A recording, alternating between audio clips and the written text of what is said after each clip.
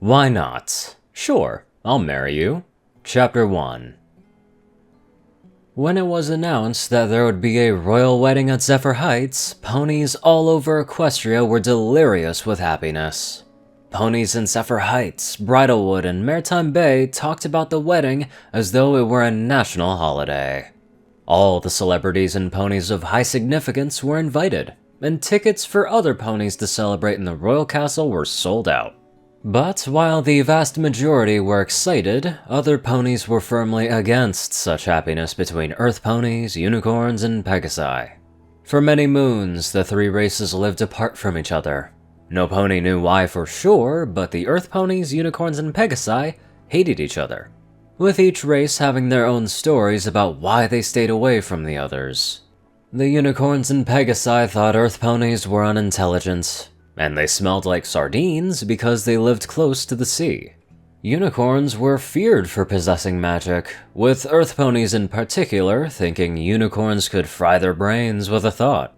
Unicorns saw the Pegasi as brutes, while Earth ponies feared the Pegasi, believing they would swoop down and snatch them like birds with their prey. Fortunately, things changed for the better when Earth pony Sunny Starscout went on a journey to see the unicorns and the Pegasi in hopes of bringing friendship between all three pony kinds like in the olden days.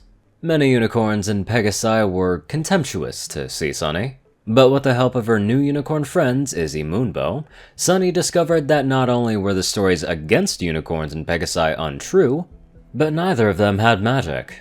The only exceptions were the royal family in Zephyr Heights, and neither Queen Haven nor her daughters flew anywhere outside their castle or posed any threat. When Sunny shared her discoveries with the ponies of Maritime Bay, many thought Sunny was talking nonsense like her father, Argyle Starshine, before her. However, others were curious, and decided to go to Bridlewood and Zephyr Heights to see for themselves. They came back to back up Sunny's claims, and as time passed, all three pony kinds got to know each other better and found everything they were taught to be nonsense. Ultimately, Earth ponies, unicorns, and Pegasi officially made peace, much to the joy of Sunny, who dreamed of every pony becoming friends all her life. But not every pony accepted change with open hooves. Some closed themselves off from ponies of different races becoming friends. Some Earth ponies, in particular, were suspicious that unicorns and Pegasi were only pretending to have no magic, and planned to attack them when all of Maritime Bay least expected it. But several moons had passed, and there were no attacks to speak of. In fact, the three pony kinds began to share the resources and products unique to their homes. Earth ponies shared their unique treats and new inventions produced from Canterlogic to replace the products created to defend themselves from unicorns and Pegasi. Bridlewood began a mining industry for the crystals that resided throughout the forest. But the best was the technology the Pegasi provided. They introduced their new friends to smartphones, the Canternet, and social media. Through this technology, ponies could communicate and share things online regardless of where they lived, and the relationships between the three races grew stronger. At this point, ponies began to move from their hometowns to live among their friends. Maritime Bay, Bridlewood, and Zephyr Heights became places where Earth ponies, unicorns, and Pegasi lived together, which had not been seen since the days of ancient Equestria. Many ponies found themselves happier living in their new homes, where their businesses were more successful, and they gained a bigger circle of friends regardless of race. Over time, some ponies began to develop romantic relationships with ponies outside of their race, which most learned to celebrate the commitment other ponies have made. Of all the interracial relationships, the most beloved and celebrated was the love between the Pegasus Princess Pip Petals, second in line to the throne of Zephyr Heights, and a unicorn named Presto Tetracord. Pip was a pop star who loved performing and engaging with fans on social media, commonly known as the Pipsqueaks. Many Pegasi loved showing Pip's music to unicorns and Earth ponies, increasing her popularity. Some consider Earth ponies and unicorns loving this famous Pegasus icon as the hearts of all three races becoming friends. Presto Tetracord was the most beloved song artist in Equestria next to Pip. At first, their relationship was professional. They were simply admiring each other's music and performing a single together if the studio demanded it. But as time went by, Pip and Presto began spending time together outside of making music, and before any pony knew it, they were deeply in love. Fans were ecstatic when they made their relationship public. Pip's mother, Queen Haven, accepted Presto as Pip's boyfriend with open wings, while her sister Zip was skeptical, but happy for Pip. Presto was allowed to visit Pip at the royal palace whenever he wanted and was treated by Queen Haven as though he was part of the family. Pip and Presto often talked, laughed, and wrote songs together.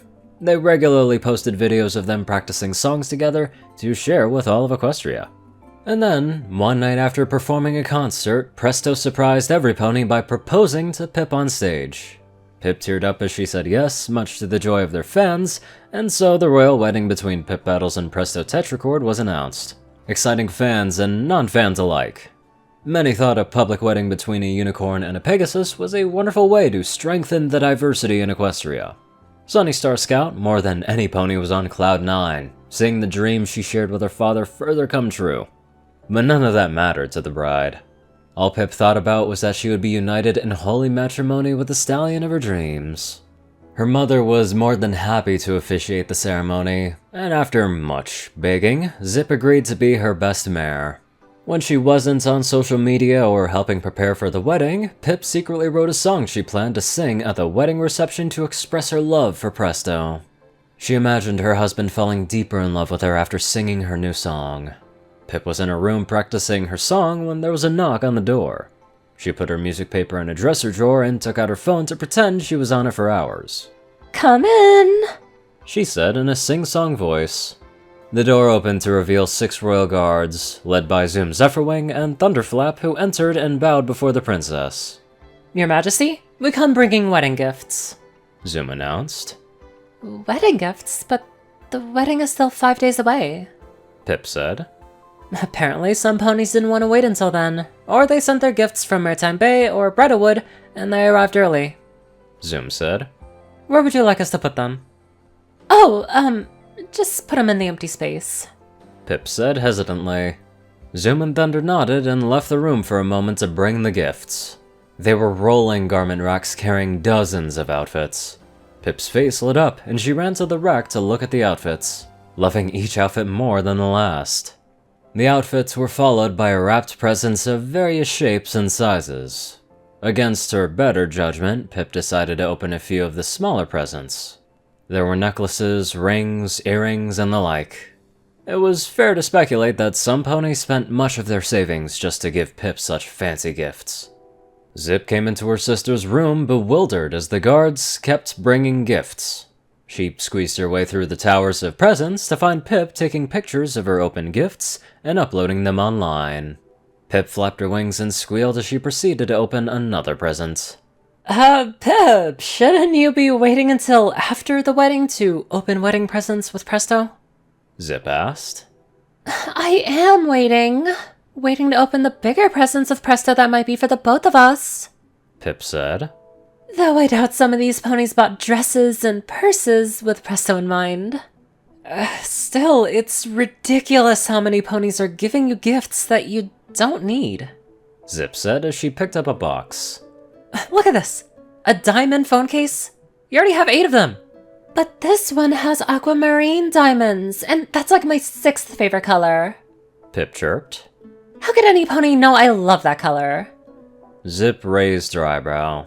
She didn't follow her sister on social media, but every pony in Equestria knew Pip loved to share just about everything about herself. Zip would bet anything that Pip had shared the Pipsqueaks her list of favorite colors. Maybe more than once.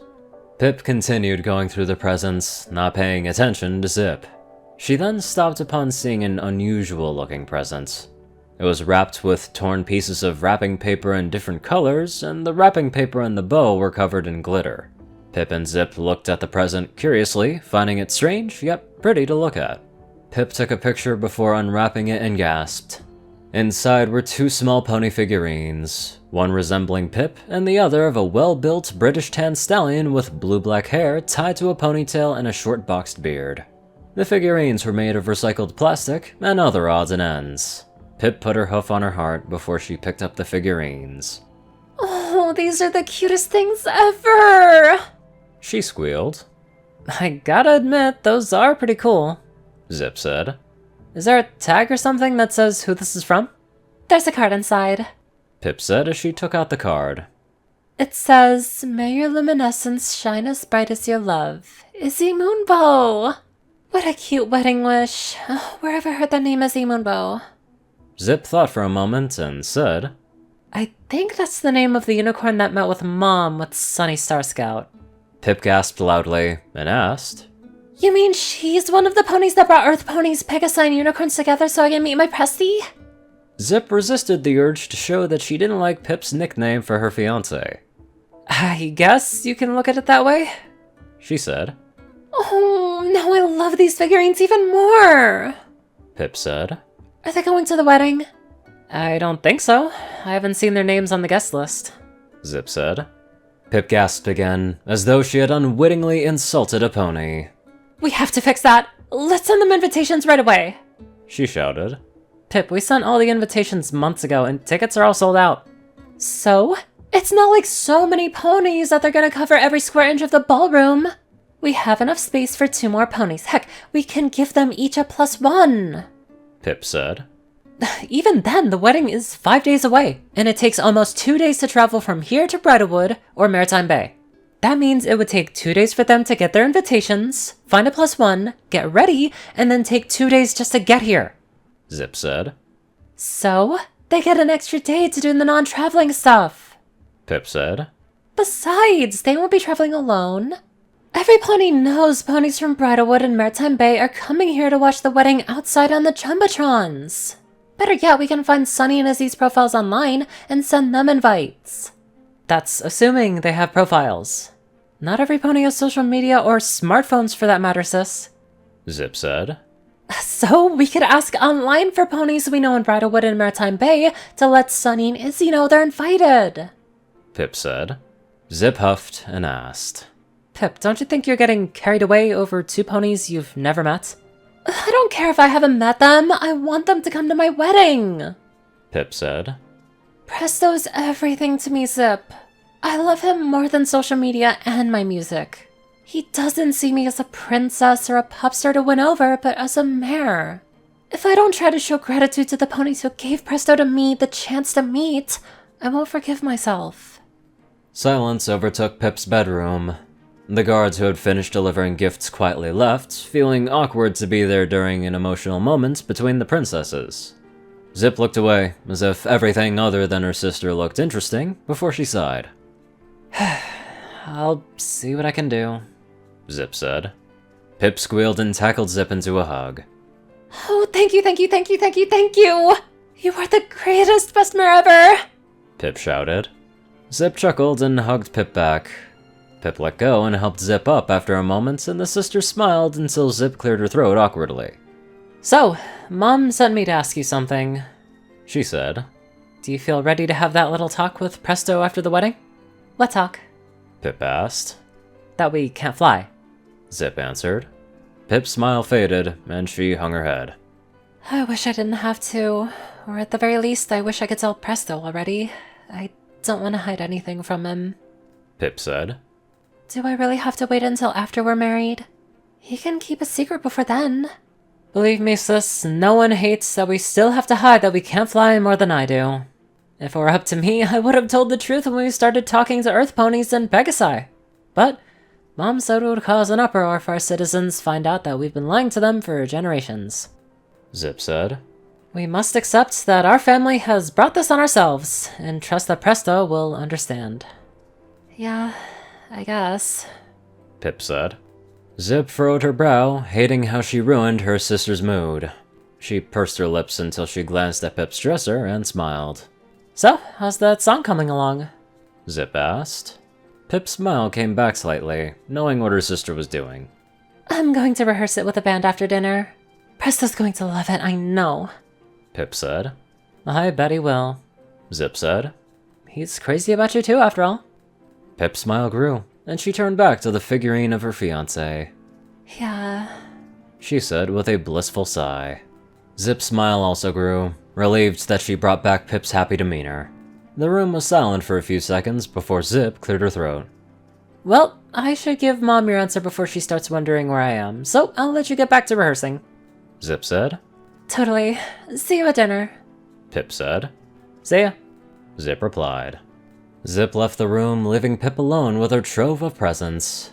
Pip took out the music sheets from her drawer and put them back on the piano. She then took the figurines and put them onto the piano next to the music sheets. Pip gave the figurine of Presto a sweet look as if she were a school filly staring at a framed picture of her very special sun pony. She moved to the figurines so their snouts were touching. Pip studied again happily before she started practicing again, thinking of the new chapter in her life. This one's very interesting with the setting. Still having harmony with the different races, but still no magic. Very unique.